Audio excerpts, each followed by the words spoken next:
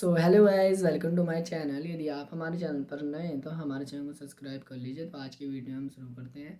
आज की वीडियो हम क्या सीखेंगे, how to update notification sound. हम अपने टेक्नोमोबाइल पे जो नोटिफिकेशन साउंड है उसे हम कैसे अपडेट कर सकते हैं।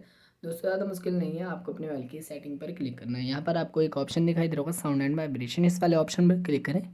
क्लिक करना तो आपको ऊपर की तरफ स्लाइड करना है। यहाँ पर आपको डिफॉल्ट नोटिफिकेशन साउंड वाले ऑप्शन पर क्लिक करना है। यहाँ पर आपके मोबाइल के सामने बहुत सारी नोटिफिकेशन साउंड शो होंगे। आप अपनी मनपसंद की नोटिफिकेशन साउंड यहाँ पर अपडेट कर सकते हैं। ओके वाले ऑप्शन पे क्लिक करें, जिससे कि आपके मोबाइल पे जो नोटिफिकेशन साउंड है वो अपडेट हो जाएगी।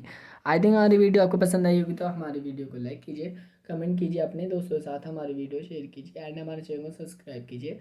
बेल आइकन को दबाना ना भूलें। हम आपको नई वीडियो के साथ मिलेंगे। हमारी वीडियो देखने के लिए थैंक यू गाइस। तब तक के लिए बाय बाय।